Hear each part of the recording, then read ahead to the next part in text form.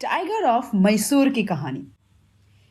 टीपू सुल्तान, जिन्हें tiger of Mysore के नाम से जाना जाता है, वो मैसूर राज्य के रूलर थे जो मैसूर के सुल्तान हैदर अली के सबसे बड़े बेटे थे और उनका असली नाम था फतेह अली खान साहब।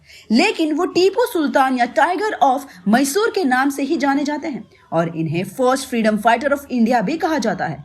टीपू सुल्तान 1782 में अपने पिता की मृत्यु के बाद सिंहासन पर बैठे थे। शासक के रूप में उन्होंने अपने प्रशासन में कई नई चीजों को लागू किया और लौ आधिकारिक मैसूरियन रॉकेट को भी लॉन्च किया, जिसे दुनिया का पहला रॉकेट कहा जाता है। उनके पिता के फ्रांसीसी के साथ राजनयिक संबंध थे, जिसके कारण टीपू सुल्तान को फ्रांसीसी अधिकारियों से सैन्य प्रशिक्षण भी मिला और उन्होंने अपनी सेना को काफी अच्छी तरह से ट्रेन किया था, जो सबसे अलग और चालाक थी। शासक बनने के बाद अंग्रेजों के खिलाफ उन्होंने फ्रांसीसी के साथ मिलकर उनसे लड़ने के लिए अपने पिता की नीति को जारी रखा। उन्होंने टाइगर को अपने शासन के प्रतीक के रूप में अपनाया था।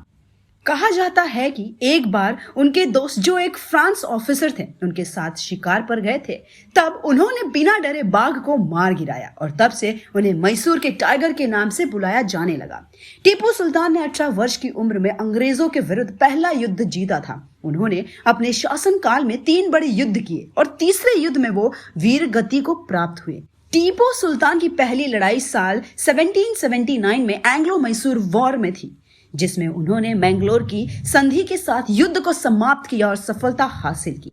उसके बाद साल 1782 में टीपू के पिता हैदर अली की मृत्यु के बाद 1783 में अंग्रेजों ने कोयम्बतूर पर कब्जा कर लिया था। लेकिन 1784 में टीपू ने फिर अंग्रेजों से मैंगलोर वापस ले लिया और ईस्ट इंडिया कंपनी के साथ बात की और उनके बीच हुए सौदे के बाद मार्च 1784 में मैंगलोर की संधि पूरी हुई। फ्रांसीसी के साथ टीपू सुल्तान के अच्छे संबंध थे और 1794 में उनकी और नेपोलियन की बातचीत हुई थी। नेपोलियन टीपू सुल्तान के साथ मिलकर अंग्रेजों के खिलाफ लड़ना चाहता था और इसीलिए उनसे एक स्ट्रैटेजी भी बनाई थी, लेकिन उसमें वो सफल नहीं हो पाए। और 1799 में मैसूर के कैपिटल श्रीरंगपटना में 4th मैसूर वॉर हुई, जिसमें ब्रिटिशर्स ने पूरी तैयारी की थी और उन्हें लीड कर रहे थे लॉर्ड आर्थर वेलेस्ली, जिसने 60,000 ब्रिटिश सोल्जर्स के साथ टीपू सुल्तान पर हमला किया, जबकि टीपू के पास सिर्फ 30,000 सैनिक थे। टीपू के लोगों ने ही उनके साथ गद्दारी की और अंग्रेजों के साथ हाथ मिलाया था। उनके महामंत्री और फ्रेंच मिलिट्री ने उन्हें सीक्रेट गेट से भाग जाने को कहा, लेकिन उन्होंने किसी की नहीं सुनी और इस युद्ध के दौरान उनकी मौत हुई और उन्हें उनके पिता की कब्र के पास ही दफनाया गया था।